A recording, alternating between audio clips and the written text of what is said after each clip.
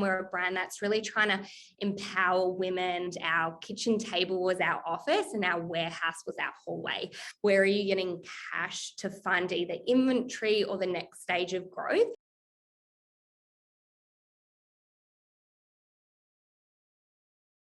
I'm Katia Santilli and I'm the co-founder of Nimble Activewear. And we are more than just an activewear brand. We're a brand that's really trying to empower women, build an active community, empower women to move their bodies as well and do good in the process. My business partner, Vera, comes from a Chinese background, and her mum always used to have this word in Chinese, and it was a bit more like a proverb, and it meant to be really agile in both in movement and in thought, and be really quick and light in movement and action. And that translated to the word nimble, and we thought that was the perfect name to use for our business and to really have a business that was centered around movement. And I was spending a bit of time with Vera, and the landscape of health and wellness was really starting to change. The way women move their bodies was becoming really different, and people were moving away from those big format gyms to more studio boutique workouts. And Vera and I also fell in love with that. And it was actually in the yoga studio that sparked the idea, where we saw a sea of black leggings and thought, oh, there's got to be more opportunity in this space to, create activewear that empowers women to, move their bodies, to take them from studio to street. When Vera and I first started, we've bootstrapped this business to date. So risky move, but we took our savings, and some of our savings, we both had mortgages, out of our mortgages, and started with that. And we wanted to start and grow really organically. So when the business, funded, we had growth from the business, that's where we funded our next stage of growth as well. So at times we also had to lean on a little bit of family support as well, which, we're really proud that we've been able to pay them back as well too. But it is really hard in the early days, and taking that leap and investing in your idea and really backing yourself to do that.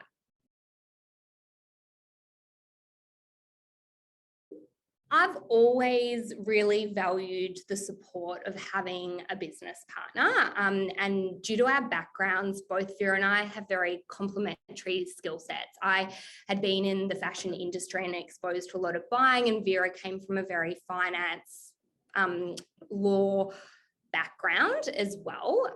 Yes, there were definitely areas such as marketing and growing your brand name that we're really unaware of. But I think the good thing about both Vera and I, because we had the support of one another, it gave us the courage if we needed to know something or further upskill in a certain area. It pushed us to go and either speak to people that had done it or had that expertise. And it's a lot easier to do that when you have the support of another person that's going through the same thing to really push you. So that's why I think it's always really good when we can band together and support each other, because there are a lot of people that are doing it alone, and it can be really lonely at the top. Yeah, so sustainability now is a really big part of our business. It's part of our business values, and also part of our long-term vision as well, to be the #1 Australian activewear brand in the sustainability space as well. We are doing a lot of research and development into the raw materials side. Activewear is predominantly using synthetic materials. So it uses a lot of like petroleum and resources. So it's really looking at other ways where we can either put in recycled components or bio-based materials as well. So there's a lot of great initiatives coming out using things derived from plant materials too. So yeah, it's an area we're starting to explore and do a lot of development in, but it's also not only just the raw materials and packaging. It goes further than supply chain. It's who we partner with as a business, how we give back to our community too. And yeah, it's just something that is really ingrained in our business DNA. Our team has grown and evolved greatly over the years. When we first started this business back in 2014, Vera and I launched the business from our house, and our kitchen table was our office and our warehouse was our hallway. And our first employee came to work with us from our kitchen table.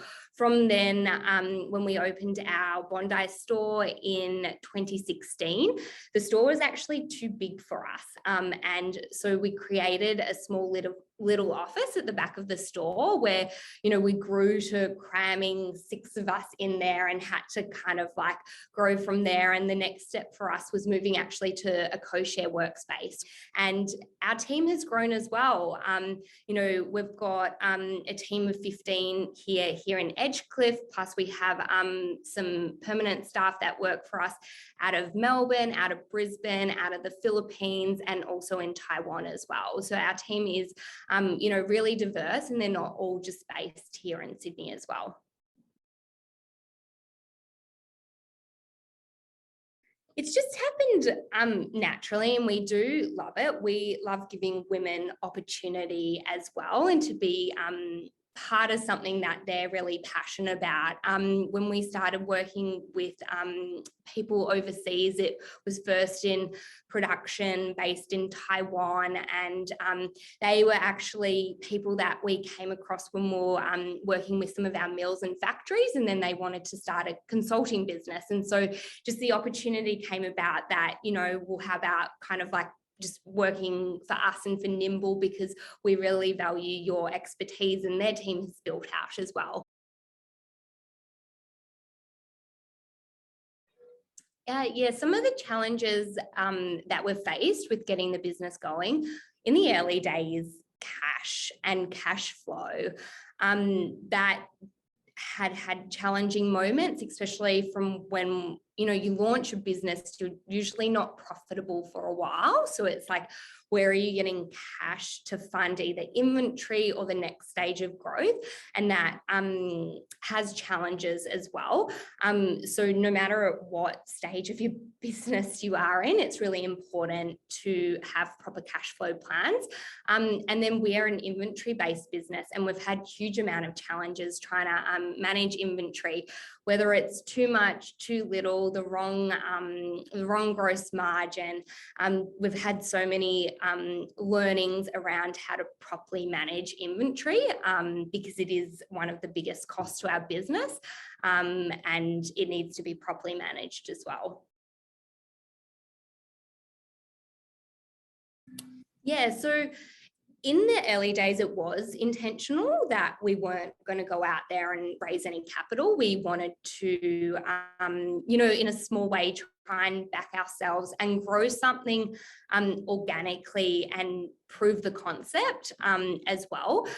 So yes, we've been lucky that we've been able to bootstrap our business. There were times in the first, I think it was 2 years, that were really challenging for us before we could turn it ourselves into a profitable business, that we did need to lean on our family as well for support, which we then did pay them back. But Vera and I haven't had to go through the process of trying to raise capital for Nimble Activewear. I've heard how challenging it can be, but I also heard it's, you know, a bit like a process like dating. You need to build relationships, speak with a lot of people, ask yourself, you know, is it just capital you're after, or are you looking for capital and expertise, and really partnering with the right partner, because it really needs to be a partnership as well.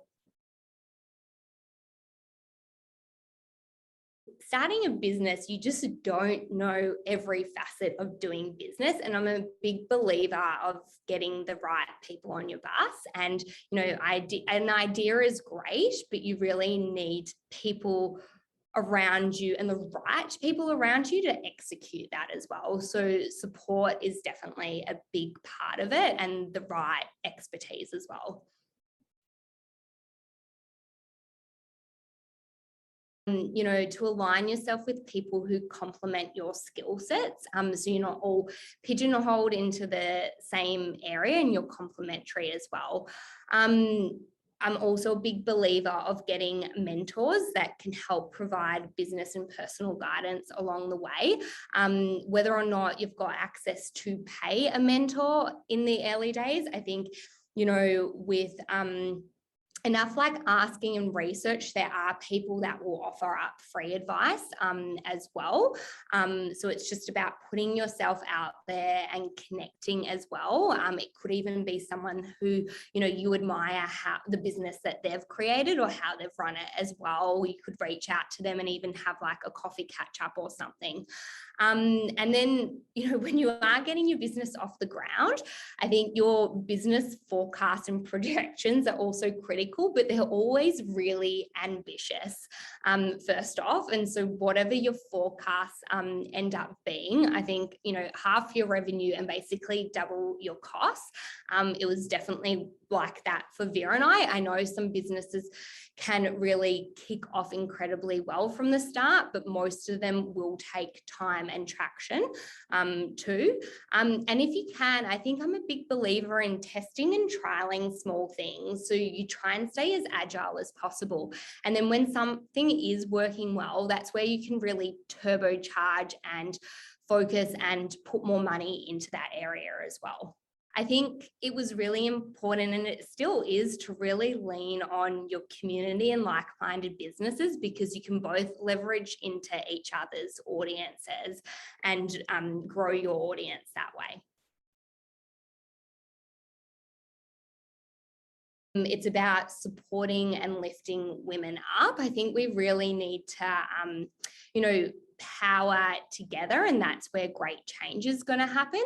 You know, Nimble is a female founded and led business, and we're largely a female team. I'm also a mum of a daughter, and it's really important to me to show her a world that is equal and diverse and inclusive.